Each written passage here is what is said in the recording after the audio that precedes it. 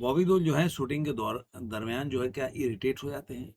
लगातार अगर को रीशे शॉट या शॉट देना पड़े या टेक जो इसको बोलते हैं, अगर वो देना पड़े तो क्या इरिटेट हो जाते हैं क्या? तो आज मैं बताऊंगा कि एक अभिनेत्री ने दावा किया है और उनके बारे में जो बातें बताई वो आपको बताऊंगा कि क्यों बोला और किससे बोला ये बात। लेकिन अभी तक आपने मेरे चैनल को सब्सक्राइब नहीं किया दोस्तों तो जरूर सब्सक्राइब करें और वीडियो को लाइक करें, शेयर करें और कमेंट करते रहें।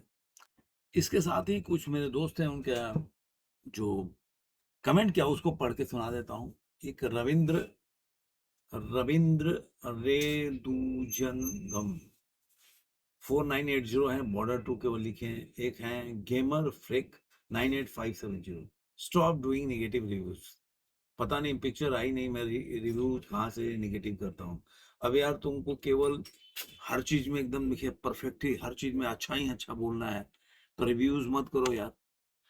खाना बनाते हो तो सब चीज उसमें बताना पड़ेगा, क्या कमी है क्या सही है। अगर कितना भी अच्छा खाना हो तो उसमें कुछ भी अगर आपको कमी निकले तो जरूर बताना चाहिए। अब पता नहीं आप लोग किस तरह से, मैं उस तरह का चापलूस नहीं जैसे कि आप लोग चापलूसी करते होगे। अगर मुझे लग रहा है कि उसमें कोई कोताही है तो जरूर बोलूंगा जो कोताही ऐसे नहीं होना, ये फाड़ के रख दिया, चीर के रख दिया, तहलका मचा दिया, वैसा नहीं कर सकता भाई। ऐसे क्रिंज जो सपोर्टर्स होते हैं वो किसी के लिए भी ठीक नहीं होते।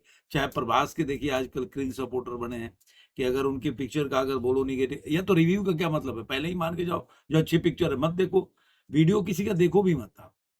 फिर मान के ही चलो जब वीडियो तो बहुत अच्छा है यार, फिल्म तो बहुत अच्छा है, जाके देखो। फिर रिव्यूज पढ़ने की जरूरत क्या है? रिव्यूज का क्या मतलब होता है कि उसमें आदमी बताता है कि मेरे हिसाब से एज ए पब्लिक अगर मैं देखने जाता हूँ तो मेरे हिसाब से क्या बढ़िया है क्या खराब है। अब मैंने क्या बोला उसके बारे में कि वो चाहते गाना अच्छा है, संदेश आते बहुत अच्छा है, लेकिन वो बॉर्डर का गाना है। वो चाहते थे, इतना टाइम था, वो अच्छे गाना और बना सकते थे, वो बनाते तो जो और अच्छा होता। अब इसको आप बोलोगे नहीं ये तो खराब है, ये तो कैसे है, तो भाई अब उसके लिए तो मैं कुछ नहीं कर सकता। इसके बाद है, देखो सीखो। हर नेगेटिव अगर तुम रिव्यू करने जा रहे हो या किसी चीज के बारे में बोलने जा रहे हो तो मेहनत करो। कोई आदमी बैठ के अगर मान लो एग्जाम में, आप तो मुझे लग रहा है कि तुम ऐसे हो कि एग्जाम में कोई आगे बैठ के लिखता होगा तुम कॉपी करते होगे। अब कॉपी करके तुम नंबर लेके आए तो कोई मतलब नहीं है ना। फिर आप हमेशा नया करो, है ना, प्रयास करो नया करने का। उसके बाद है सी के RDNX भी, वो भी सेटअप उन्होंने कुछ लिखा हुआ है। सही बात है, ओरिजिनल से नए गाने आने चाहिए जो कि नहीं आ पा रहे हैं। मैंने जो बोला वही है लिखा है। सही बात, ओरिजिनल नए गाने आने आने चाहिए हमेशा। क्रिएटिविटी का अगर इतने बड़े सेटअप, इतना बड़े बजट पे पिक्चर बना रहे हो, इतना बड़ा स्टार कास्ट है, सनी पाजी एक बहुत बड़े उसके पिलर हैं, उसके बाद मुझे लग रहा है कि थोड़ा सा एक नया क्रिएटिव गाना और डालना चाहिए जी, आपको वो भी लगे आदमी में कल्ट हो। ऐसा मुझे लगा था तो मैंने बताया। गाना मैंने अच्छा है ये गाना, लेकिन आखिर है तो संदेशे आते हैं कि कॉपी किया है, वो उसी गाने को आगे बढ़ाया है। उसके बाद कोई बात नहीं, बॉर्डर टू के लिए सब सही है, चलो ठीक है भाई, not agree with you, okay कोई प्रॉब्लम नहीं है भाई। उसके बाद जो ये मेरे फ्रेंड है नॉट एग्री विथ यू, कोई बात नहीं, अच्छी बात है। उसके बाद है यू आर ए बिग फूल, ठीक है भाई, तुम बहुत तेज, थिंक एंड स्पीक। हाँ आप आप लिखो, आप कुछ इसमें बिग फूल वाली क्या बात है? इसमें कोई ऐसा कोई मैथमेटिक्स का सवाल बताया और गलत हो गया ऐसा है? आज के आपके एपिसोड में कोई मतलब की बात नहीं थी, टोटली बकवास, बिकॉज आप बॉर्डर बना रहे हैं और संदेशे आते हैं सॉन्ग रखना नहीं चाहते। बॉर्डर की पहचान है, अगर आप भी कोई सीक्वल बना है तो यूज ओरिजिनल से ही कनेक्शन फील करवाने के लिए बहुत जरूरी होता है। लाइक संदेशे आते हैं सॉन्ग अगर नहीं रखोगे तो वो बॉर्डर ही नहीं लगेगी, कोई और मूवी लगेगी। मैं ऐसा नहीं मानता हूँ, मैं मानता हूँ कि प्रयास करना चाहिए कुछ। इसकी बात मुझे समझ नहीं आती, कहना क्या चाहता है, ठीक है भाई, गुड क्वेश्चन। तो मैं ये मानता हूँ कि कभी भी प्रयास जो है वो सही करना चाहिए। आपको लगे, आप हमेशा अपने आप को चैलेंज करो और नया चीज करने का प्रयास करो। अब आपको लग रहा है कि नहीं, फिर तो फिल्म वही बॉर्डर पार्ट 2 बनाने का मतलब क्या था? वही बॉर्डर की कहानी को ही बना लेते दोबारा, उन्हीं उसी कहानी को, लेकिन उन्होंने चेंज किया ना, बॉर्डर 2 की कहानी अलग होगी, भले ही 1971 के युद्ध पे आधारित होगी। तो आपके जैसे क्रिएटिव लोग हैं, जैसे बोल रहे हैं कि नहीं-नहीं, बॉर्डर 2 की कहानी की गाना ही उससे रिलेटेड है। आप उसके बाद अगर अगली गाना बनाओगे तो उससे रिलेट कर जाएगा, उस लेवल का गाना लिखो, कि प्रयास ही नहीं करोगे आप। तो ये चीज़ जो है ना, मुझे ज़रा पसंद नहीं है इन चीज़ों को लिखने का।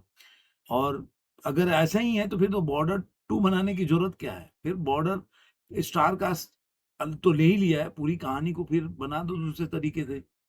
जैसे डॉन बनी शाहरुख खान को लेके अमिताभ बच्चन, तो कहानी पहले वाला तो उन्होंने वैसा, बाद में अलग उन्होंने उसी पे घुमाते रहे। तो आप, मुझे ऐसा लगता है कि फ़िल्में हैं तो गाने भी सही तरीके से उसको, एक नया गाना लिखना चाहिए था, उस लेवल का गाना लिखना चाहिए, ऐसा मेरा मानना है। अब चलते हैं, छोड़िए, बॉबी देओल के किरदार हैं, गौतमी जो हैं, उन्होंने उन्होंने इस फ़िल्म में जो बैड्स ऑफ बॉलीवुड आई थी, जो नेटफ्लिक्स पे रिलीज़ हुई, काफ़ी उसको अच्छा माना जाता है, और उसका रिएक्शन भी नेटफ्लिक्स से काफ़ी मिला। तो उसमें जानते हैं बॉबी देओल है, लक्ष्य लालवानी है, राघव जुनियाल है। तो अब गौतमी कपूर हैं, वो बॉबी देओल की वाइफ़ की रोल की हैं। उनसे जब एक उनका सिद्धार्थ कानन के वो इंटरव्यू दे रही थी, तो जब उनसे उनके बारे में बात किया गया, बॉबी देओल के बारे में, आर्यन खान के डायरेक्शन के बारे में, तो उन्होंने इन सारे बातों को बताया। उन्होंने बताया कि जो लोग बोलते हैं, कई लोग बोलते हैं कि अरे यार, उनसे पूछा कि क्या आर्यन खान ने खुद डायरेक्ट किया था? क्योंकि बहुत लोग बोलते हैं डायरेक्ट कोई और किया था, तो उन्होंने बोला कि नहीं, कहानी भी खुद लिखा था, डायरेक्शन भी किया था उसने, और ये भी बोला कि 20-20 घंटे तक वो बंदा काम करता था। 24-25 साल का लड़का तो 20-20 घंटे काम करता था, ऐसा उनका कहना था। तो उसके बाद उनसे पूछा गया कि बॉबी देओल जो है, कभी-कभी जो सीन नहीं कर पाते थे, उन्होंने बताया इस इंटरव्यू में, तो वो कोई शॉट जो होता था, कभी-कभी पूरा सीन कर लेते एक बार में, और कभी-कभी क्या होता था कि वो सीन करके बताते थे आर्यन खान। जो मतलब कैसा उनको सीन चाहिए होता, वैसे करके बताते थे, और कभी-कभी एक ही शॉट में हो जाता था, और कभी-कभी 14 से 15 रीटेक होते थे।